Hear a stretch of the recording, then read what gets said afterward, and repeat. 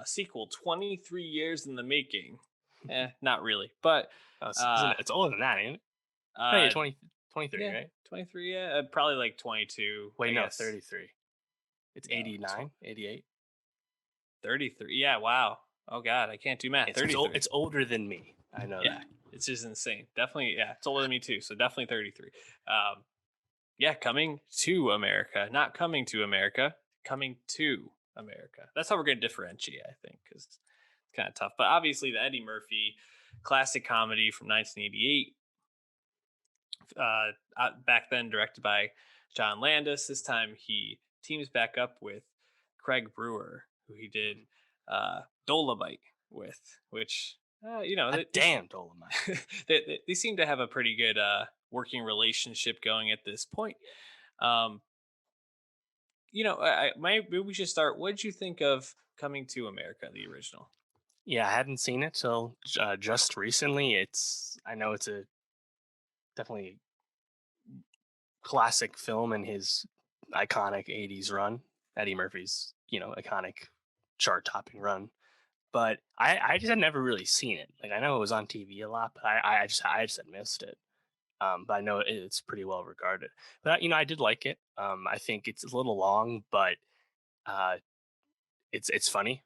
Like, Hmm. there's a lot to like about it, and uh, I appreciated so much of like the fact that you're in New York in the 1980s about it. Like, Hmm. there's just a lot of like likable features of it, and Eddie Murphy and also Arsenio Hall at the time are Yep. are hilarious. And James Earl Jones back then, he still had like the full command of his amazing voice. So like, Hmm. there's a lot to like, no question.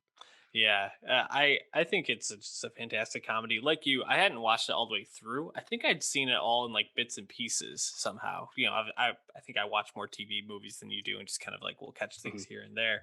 Um, but yeah, I just thought uh, the original was just fantastic. Kind of weaving this rom com type feel behind what I would put as like a true comedy that has romance features to it Yeah. was really really strong. And um, as we move on to the sequel, Coming to America, um, I think it doesn't quite reach those levels, but it's still a really strong sequel for being, like you said, and I incorrectly said 33 or 23 years in the making. Mhm. Um, and what I think I found most like amazing about it was they seemed to find a way to balance all of the original characters while bringing in obviously some new blood.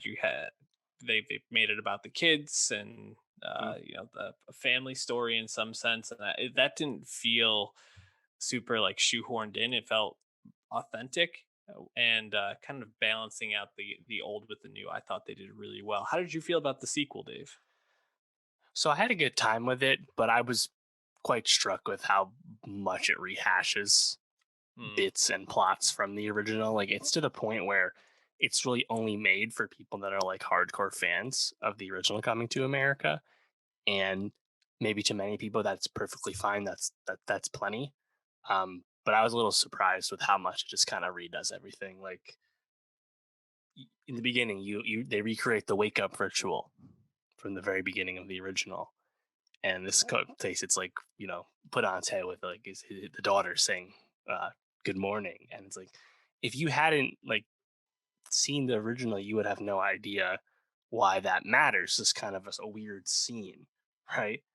But even like later, it's like, oh, like when now we have Tiana Taylor, who's like the bride to be, and she's mhm. doing the exact same stuff as they one in the first one. Just, I'm here to do whatever you command.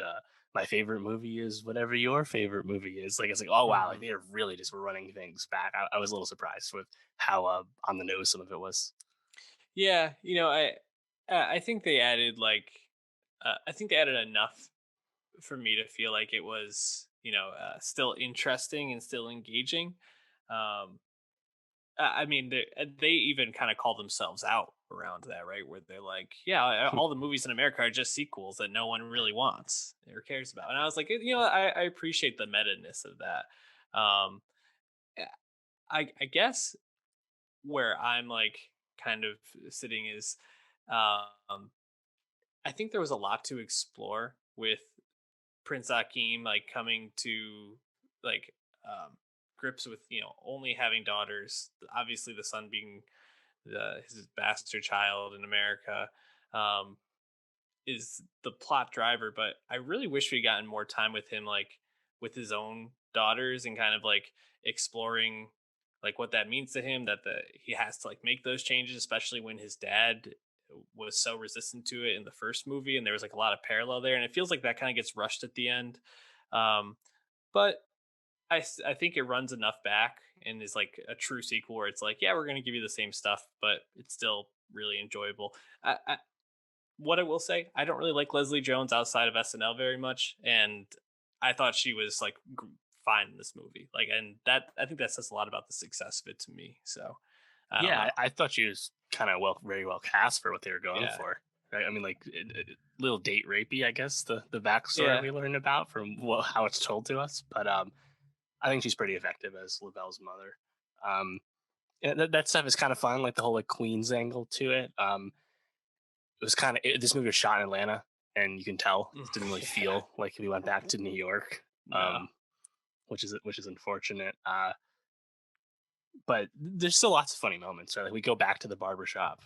yeah. Um, Barbershop's always fun in these movies. yeah, and like the way they're talking about stuff kind of feels like it's the voice box for Eddie pontificating as if he could have if he had done a stand-up routine where he's like, oh, there's things you can't say anymore and things that you can do now in 2020 or 2021. It's like, okay, I definitely feel like that's Eddie's point of view coming across a little haphazardly interesting, but you're Mhm. still getting like the chances for them to do their impressions. And Arsenio same way, right? Like sexual chocolate coming back at the end. And Yeah, what struck me was like, oh, like you can just it's more obvious that it's Eddie Murphy doing it yeah, because he's a bigger guy now. Like that thought that was really funny. But I think my favorite moment is when they have the funeral yeah. I was gonna for say, James Earl Jones before he actually dies. You have Morgan Freeman as himself, yep. just narrating like some 21 Savage shit, and No then they one just will call, want to have sex again. And Eddie Murphy's like, what? I and like I then love that whole thing. and then he's like, and then, ladies and gentlemen, salt and pepper. And I thought that was hilarious as they Yeah. obviously do like a freestyle over "What a King" for "What a Hmm. Man." Thought that was amazing. Yeah, no, that I thought that whole scene was great. Yeah, I just really liked, especially after watching the first one through, and I kind of watched these in succession. It just kind of felt nice to like stay in that world for me, or if you've like loved the movie back then, Yeah. going back into that world was just really nice. So, um, I would say this is a success for Eddie Murphy. I mean, it's interesting for him to do something like Dolomite, where he was getting legitimate like Hmm. Oscar nomination buzz, and then Yeah. to do something as silly as this, where probably will be talked about for, but not necessarily something people are going to be like, "Dang, Eddie Right. Murphy." By all accounts, this was highly watched in its Yeah, opening weekend. This was Paramount made, sold to Amazon. You can watch both movies on Amazon right now, as well as some other Eddie stuff, like 48 Hours. I think if anything, I would have liked more Arsenio. I wanted more Semi. Like he yeah, does his full cast of characters. We get all the bringbacks, right? Like the preacher guy comes back, hmm guys at the guy at the barbershop he plays. But Semi being Semi, I feel like is kind of on the sidelines. And Semi's, I think, a great part of the original. hmm Um, Probably one of my favorite callbacks is like the training with like the sticks and stuff, the the weapons from the hmm beginning, having that back, his daughter's having it, learned it, and then at the end, that kind of then like saving the day, right? And Wesley Snipes as General Izzy, it's not again not as like revelatory as say Wesley Snipes coming back for Dolomite right. in 2019, but it's still great to see Wesley and Eddie on the same screen.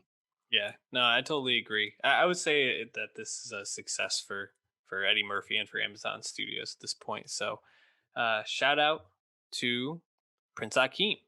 But Dave, While we're out. while we're at it though, Oh, Eddie he's been asked this, of course, to impress. Beverly Hills Cop 4 is in development. They have been working on the script. Eddie says that once the script is done, they will make the movie, and it's being directed by the guys who did Bad Boys for Life, which actually sounds like it's a good idea because that was a very successful reintroduction of a action franchise. And the way I feel about it, Beverly Hills Cop 3, when you make a sequel of that trash, why not make more? You're going to do better. yeah. I mean, I am completely down for another sequel, and you know what, Eddie Murphy, just keep pumping them out. Let's get Yeah. some more. Do what you want. Yeah, everything he's doing right now seems to be going well.